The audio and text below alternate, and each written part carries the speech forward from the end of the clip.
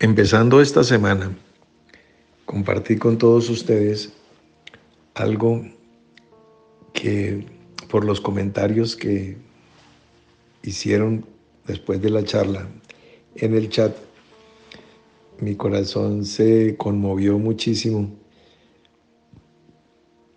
Se me destemplaron todas las fibras emocionales, me dio ternura y bueno,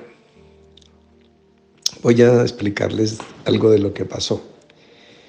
Fue el día que yo les conté que en mi entorno familiar, tanto el actual como en mi niñez, nos llamábamos unos a otros por epítetos cariñosos y no utilizábamos los nombres propios, sino pues para momentos muy solemnes, muy oficiales o de conflicto. De resto, únicamente apelativos que despertaban eso, ternura, cariño, camaradería, todas estas cosas. Muy bien, ya recuerdan ustedes. Bueno, y la idea era traer una enseñanza que considero fundamental y cardinal, que es cómo te acercas tú al Señor, cómo te refieres y cómo te diriges a Dios en oración, cómo te refieres al Padre Celestial o a su Hijo. Y estábamos hablando sobre eso. Y la enseñanza, resumiendo, es que si tú dices Padre, Padre Dios, Señor, Señor Jesús, Señor Jesucristo, pues en la familia, porque la Escritura dice que ahora no somos extranjeros ni advenedizos, sino conciudadanos de los santos y miembros de la familia de Dios. Entonces, en las familias es normal, cuando se ha edificado con un fundamento de amor, que se utilice un nombre, cualquier nombre, así no corresponda al nombre original, para que nadie los vaya a mover ni a conturbar con respecto a que si estás orando mal.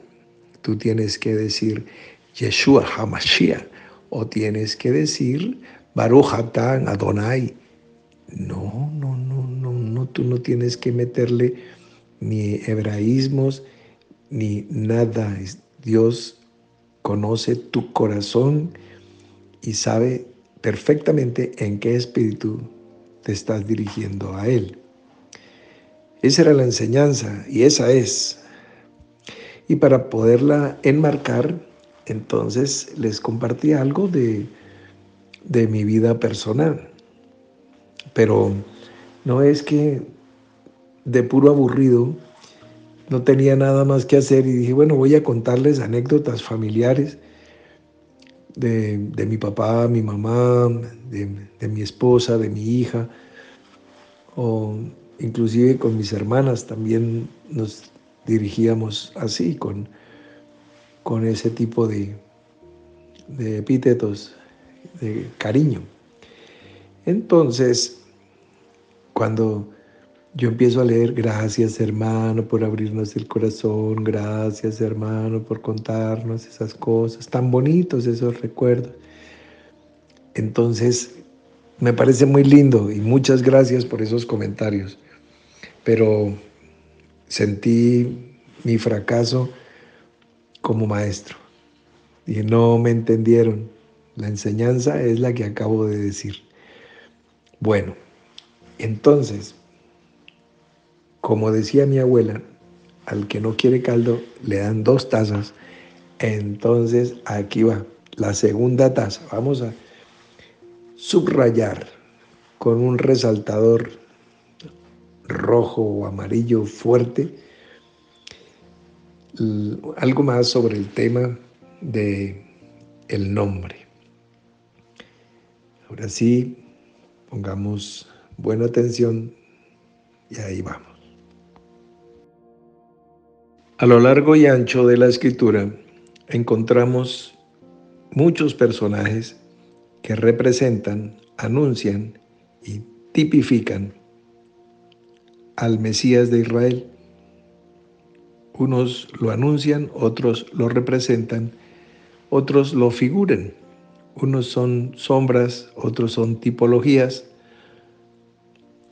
que en una cosa o en otra muestran aspectos de lo que va a suceder con el que será nuestro Señor. Uno de esos personajes, y muy importante y muy fundamental, es el amado Hijo del círculo de los 12 patriarcas. Me refiero al hijo amado de Jacob, aunque él amaba a todos, pero su más amado era el hijo de su amada, de Raquel. Ese es Joseph o José, como nosotros lo leemos en nuestras Biblias, al que le dio la túnica de colores, el que tenía sueños y que sus hermanos se llenaron de resentimiento contra él y pensaron inclusive en matarlo y terminaron vendiéndolo a unos mercaderes madianitas y finalmente termina en Egipto. Muy bien. ¿Por qué es una figura que anuncia al Señor? Pues en muchos aspectos. Vamos a mencionar solamente algunos. Él está en, en Egipto y bueno,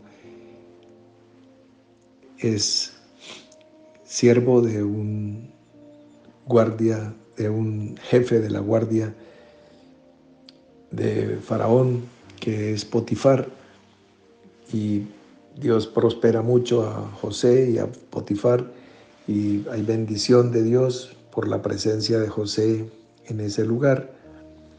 Entonces, bueno, ya empieza a mostrar que hay prosperidad y bendición donde Él está. El primer anuncio. Seguimos viendo. Y entonces es acosado y pretende ser seducido por la mujer de Potifar. Y durante mucho tiempo lo acosa y lo acosa y lo acosa. Y finalmente dice la escritura pues que era un hombre muy hermoso, muy atractivo, José. Y la mujer termina acorralándolo en la casa un día que no hay nadie y seguramente ella ha sacado a todo el mundo porque es el ama de casa y ven, duerme conmigo, acuéstate conmigo. Y él no puedo pecar contra Dios y contra mi señor Potifar porque ha confiado en mí. José sale corriendo, ella se asió de su túnica y termina él quizás pues en sus paños menores salió de aquella casa y ella al verse menospreciada o rechazada, entonces acusó a José de que él era quien quería seducirla y pretendió acostarse con ella y la prueba es que ahí estaba su ropa. Y bueno, ya ustedes conocen la historia y bueno, una mujer resentida es más peligrosa que una osa a la que le han robado sus cachorros. Bueno, José termina en la cárcel, pues seguramente merecería la pena de muerte, pero el jefe de él estaba agradecido con él y bueno, con el dolor del alma pierde a su siervo y lo envía a la cárcel. Allí en la cárcel está mucho tiempo olvidado en la oscuridad. Bueno, y ahí también nosotros vemos que el mismo Señor estuvo mucho tiempo también perdido en la historia, perdido de su Padre, perdido en el pantano de las religiones. De allí salió por la interpretación del sueño a Faraón y Faraón lo hizo pues gobernador de Egipto, gobernador del imperio. Le dio el anillo de sellar y le dio un nombre nuevo, Safnat Panea. Muy bien, entonces con ese nombre eh, ya será conocido por todos en Egipto. Ya no es José de, el hijo de Israel. No, no, no. Es el gran señor Safnat Panea. 4 siglos antes de Cristo, el gran Ptolomeo mandó para enriquecer su biblioteca universal, mandó traducir la ley y los profetas, los libros de los hebreos. Entonces mandó traer,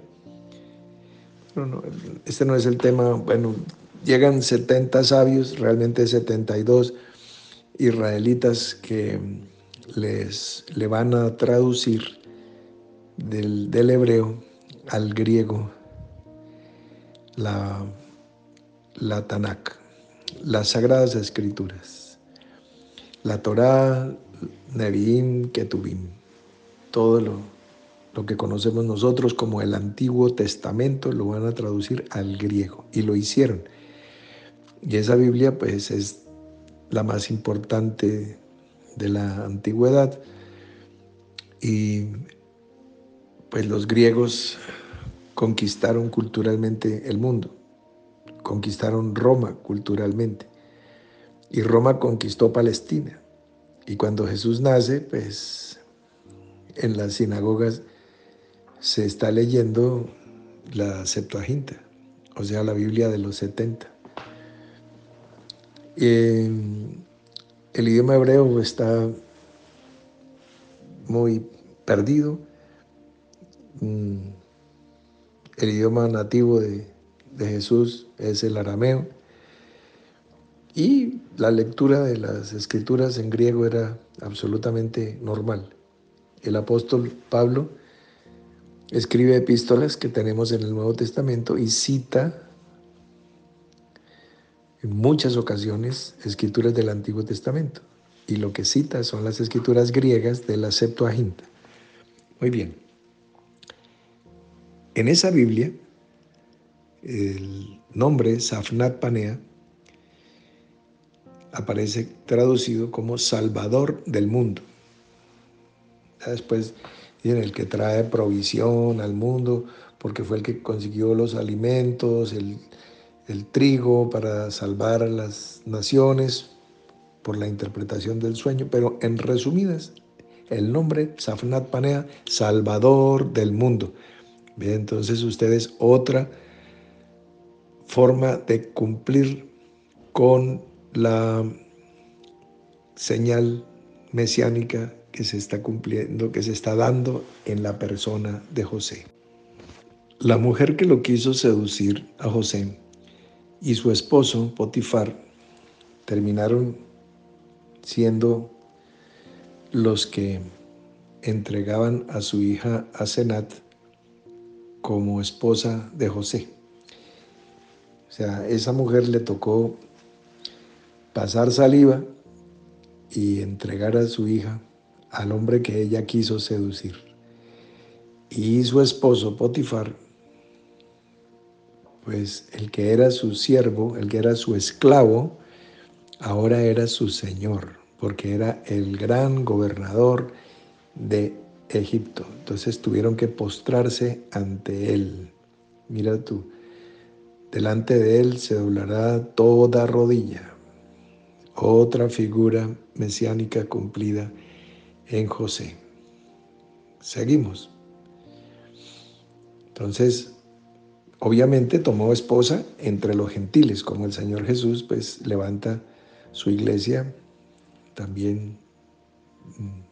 ¿Dónde estás tú? ¿Dónde estoy yo? Muy bien. Entonces a Senat le va a dar dos hijos que son Efraín y Manasés. Son dos hijos que le nacen en Egipto y van a ser la doble porción que le corresponde a José, porque cuando van a repartir la bendición, entonces, y la tierra, a Leví no le dan nada porque es el sacerdocio. Entonces, yo seré vuestra heredad, dice el Señor. Entonces quedan 11. Y José, que es uno de los 11, toma su cupo 11 y el 12 con sus dos hijos, Efraín y Manasés. Muy bien, así quedan las 12 tribus de Israel, que son 13, pues con Leví. Seguimos. Entonces tomó esposa entre los gentiles, ya dijimos. Bueno, hay hambre en la tierra y él es el gran Señor. Llegan sus hermanos y él tiene otra figura. Vean ustedes con tiempo en sus casas, Isaías 52:14. Está profetizado que el Mesías iba a tener una figura irreconocible, fue desfigurado. Nosotros decimos, claro, como Jesús le dieron golpes, le escupieron, lo patearon, lo rompieron, lo desfiguraron. Sí, la religión también lo ha desfigurado, pero en este caso, vestido como egipcio, con maquillados sus ojos, seguramente rapada su cabeza, entonces con esos ropajes y esas joyas, no podían reconocer a un pastor de ovejas. Sus hermanos no lo reconocieron, entonces es otra figura cumplida ahí del texto mesiánico de Isaías 52 y 53, ahí está una adicionalmente desfigurada. Muy bien, entonces, ven ustedes que los reúne, ya están sus hermanos allí, y les da trigo para que lleven, ellos le pagan el trigo y él manda que el dinero se lo devuelvan. Cuando ellos llegan a su casa llevan el trigo y el dinero. Después les dijo, no, no, no, el dinero aquí está, eso fue que Dios los bendijo. O sea, les dio provisión por gracia, o sea, gratis, eso quiere decir por gracia. Provisión por gracia, otra figura profética. Y en la segunda visita de sus hermanos, entonces dice que se perdió la copa. Entonces dice, vamos a buscarla. Y hicieron un pacto por la copa. Donde estuviera la copa, pues esa persona moriría. Y bueno, ustedes conocen la historia, bueno, Benjamín, bueno, todo eso. ¿Sí estamos? Hubo un pacto por la copa, lo mismo que cuando Jesús dijo, esta es mi copa del nuevo pacto. Hubo provisión por gracia. Y finalmente se revela, se manifiesta la parucía de José a sus hermanos. Fue como la segunda venida, porque estuvo primero José en su primera venida, él era su hermanito, el hermanito que con sus sueños y su espiritualidad y sus cosas que lo desesperaron y lo quisieron matar. Y en su segunda venida ya es el gran rey. Primero fue siervo, después rey. Absolutamente una historia completamente anunciando al Mesías. ¿Sí lo estamos viendo? Bueno, perfecto. Esto era lo que yo quería enseñarles hace unos días atrás. Que no importa que tú te acerques al ser amado y le digas, señor Safnat Panea, y ese no sea su nombre. No importa, su nombre es real. Su nombre real es Joseph, pero no importa, porque Él conoce los que son suyos. Entonces, lo que importa es que el corazón de Él está conmovido hasta las lágrimas. Él tiene que decir un momento y se retira, llora y vuelve. Que no lo vean llorar. Eso es lo importante, que Él sabe que ellos son sus hermanos, así sus hermanos no sepan dirigirse a Él por su verdadero nombre. ¿Sí? ¿Estamos en línea? Bueno, para terminar quiero compartirles una curiosidad casi anecdótica. El sucesor de Moisés fue Josué. Moisés llegó hasta el final de la peregrinación de los 40 años y entra Josué. Aarón muere y finalmente Moisés muere. El sucesor es Josué, el que va a ser el gran comandante de las huestes de Israel. Muy bien.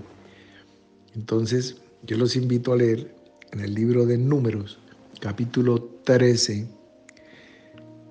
Entonces, nos está diciendo los nombres de los 12 espías. Entonces, de la tribu de Judá fue Caleb,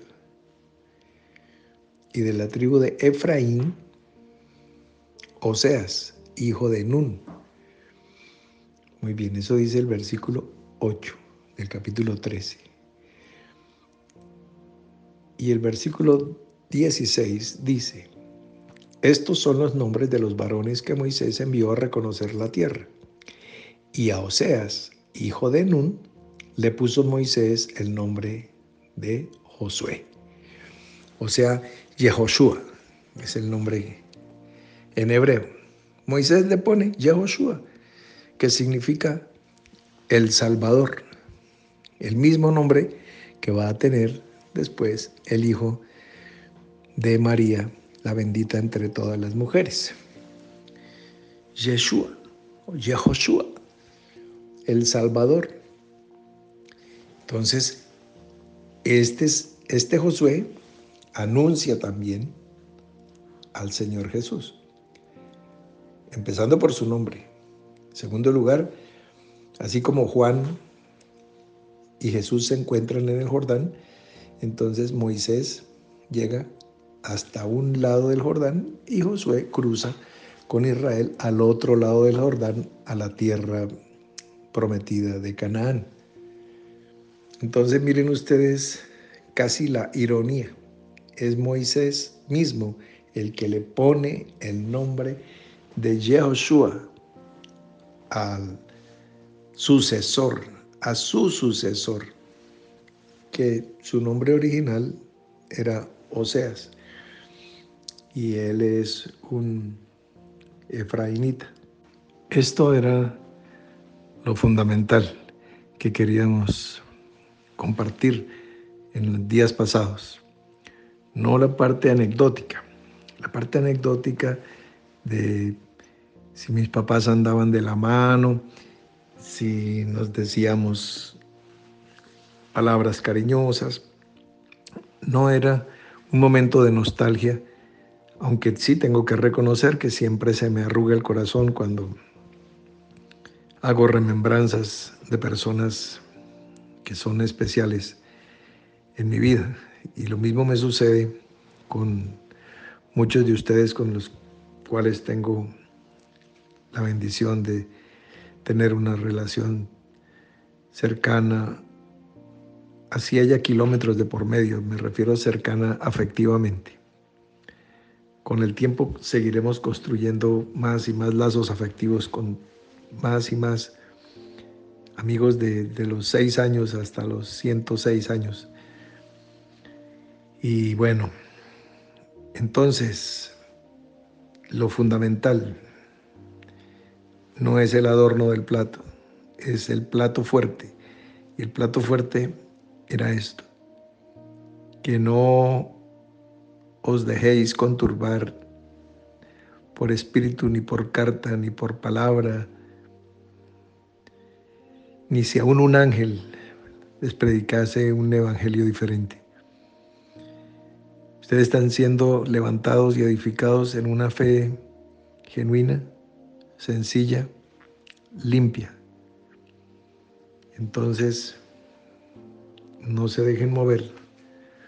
Dios conoce el corazón con que cada uno, como niño, está dirigiéndose a Él.